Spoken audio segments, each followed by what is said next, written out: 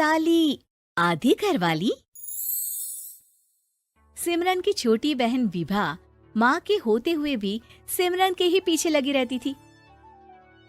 सिमरन, आ गई हो तो इसे खाना खिला दो। बोल रही है तुम जब तक नहीं खाओगी ये भी नहीं खाएगी। क्या है विभा, तुम खा लिया करो ना, मुझे ऑफिस से आने में देर हो जाती है। और कोई छोटी बच्ची तो हो नहीं तुम जो खाना भी नहीं खाती हो कि दीदी आएगी तो ही खाऊंगी। हाँ हाँ, छोटी बच्ची ही समझ लो। और एक बात, जब आपको पता है कि मैं आपके बिना नहीं खाती हूँ तो रोज रोज क्यों बोलती हो? अरे क्या है ये, दोनों बहनें कम माँ बेटी ज्यादा लगती हो। अरे दीदी की शादी हो जाएगी तब क्या करेगी बोल? जब होगी तब की तब देखेंगे। मैं तो दीदी के साथ ही रहूंगी हमेशा।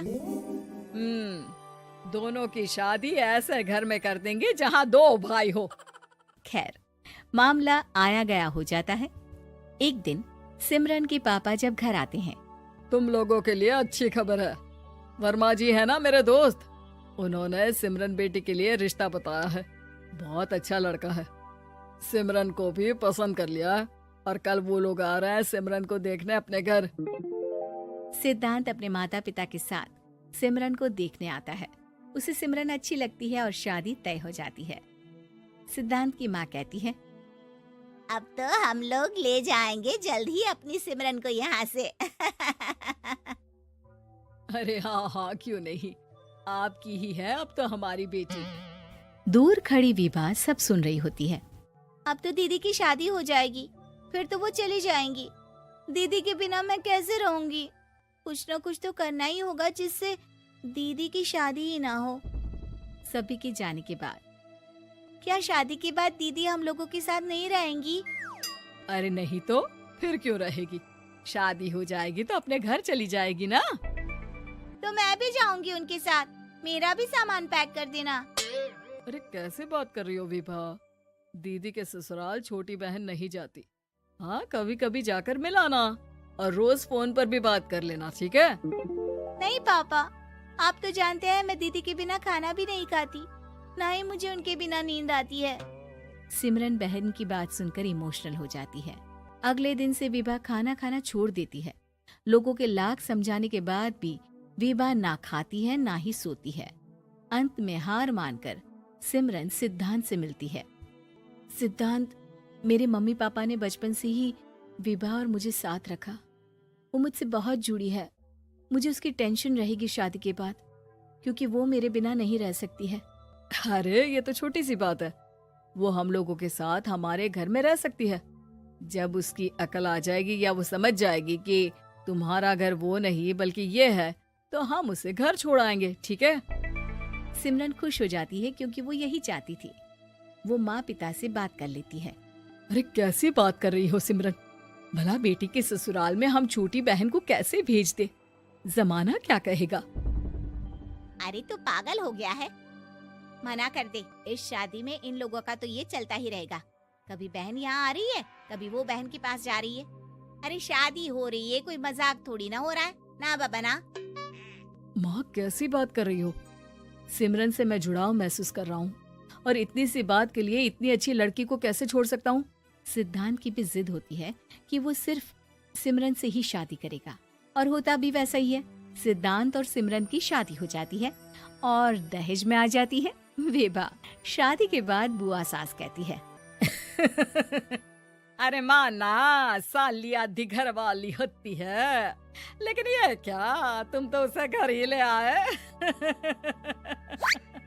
तभी चाची कहती है, सिद्धांत को तो हम लोगों ने सीधा समझा था, लेकिन सबसे तेज तो यही निकला। अरे देखो कैसे दहेज तो नहीं लिया, लेकिन साली पर कब्जा कर लिया। सिद्धांत ने इस और तो सोचा ही नहीं था, लोग उन लोगों के बारे में ऐसी भी बात करेंगे। वो वहाँ से चला जाता है और चुपचाप अपने कमरे में लेट जाता है। क्या हुआ सिद्धांत, तुम अचानक से परेशान हो गए, कोई बात है क्या? अरे नहीं, वो थक गया था ना, शादी की सारी तैयारी और रस्मों के बीच, सोच रहा हूँ थोड़ा आराम कर लूं। हाँ ठीक है, आप लेट जाइए, मैं विभा का बेड लगा देती हूँ जमीन पर। क्या वो यहाँ सोएगी? हाँ, बताया तो था कि उसे नींद नहीं आती मेरे बिना। तो तुम आराम से लेटो ऊपर, हम लोग नीचे बिछा लेते हैं। अरे नहीं नहीं, तुम दोनों आराम से लेटो ऊपर, मैं माँ पापा के रूम में जा रहा हूँ। सिद्धांत वहाँ से दूसरे कमरे में चला जाता है, जहाँ सिद्धांत के पिता उससे कहते हैं, क्या बात है बेटा, तू उस कमरे में क्यों नहीं सो रहा? बहू से लड़ाई हो गई है क्या शादी के पहले दिन ही? अब नहीं पापा, वो दोनों बहनों को बात करनी थी और मुझे नींद आ रही है, तो मैं यहाँ सोने चला आया। अगले दिन सिद्धांत तैयार होकर ऑफिस जाता है। ऑफिस में लंच के वक्त दोस्त कहता है, क्या बात है सिद्धांत, इतना सारा खाना एक ही दिन में? हाँ यार, वो सिमरन को खाना बनाने का शौक है तो उसी ने बनाया है। यार हम लोगों की तो सिर्फ एक ही बीवी है, इसकी तो दो है ना। सिद्धांत को गुस्सा आ जाता है। कैसी बात कर रहा है तू? अरे तू तो भाग्यशाली है जो बीवी के साथ साथ साली भी आ गई। अरे साली लोगों की तो आधी घरवाली होती है, तुझे तो पूरी की पूरी मिल गई। सिद्धांत का पारा अब 7वें आसमान में पहुंच जाता है। वो खड़ा होकर उस लड़के से लड़ने लगता है।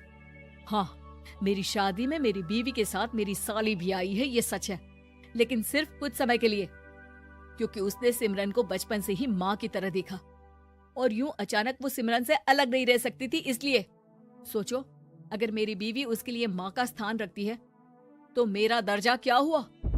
तभी वहाँ बॉस आ जाता है। माफ करना सिद्धांत, यहाँ इस मेंटल लेवल के लोग हैं, जरूरी नहीं साली सिर्फ आधी घरवाली ही हो, कभी वो छोटी बहन तो कभी बेटी भी होती है। वेल डन सिद्धांत। सिद्धांत को अब ऑफिस में कोई कुछ नहीं कहता, लेकिन आस पड़ोस का वो तो वही हाल रहता है। सिद्धांत ऑफिस से घर की ओर आ रहा होता है कि रास्ते में उसे अपनी कॉलोनी का दोस्त मिल जाता है।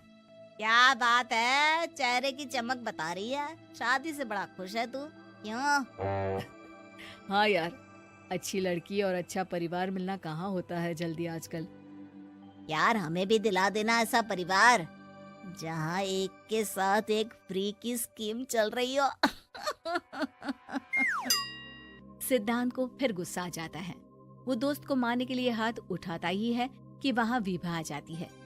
अरे जीजू, रहने दीजिए ना, ये लोग नहीं समझेंगे कि इंसानियत क्या होती है। ये सच है कि दीदी से कैसे दूर रहना, ये मुझे पता नहीं था। आपने मुझे दीदी के पास रहने का मौका देकर ये समझने का मौका दिया कि लड़की का असली घर उसका ससुराल होता है। मैं समझ चुकी हूँ, मैं जा रही हूँ जीजू, लेकिन मैं खुश हूँ कि आपने मुझे अपनी छोटी बहन समझा। सभी उन लोगों को देखकर ताली बजाने लगते हैं। विभा अपने घर चली जाती है और सिद्धांत खुशी खुशी सिमरन के साथ रहने लगता है।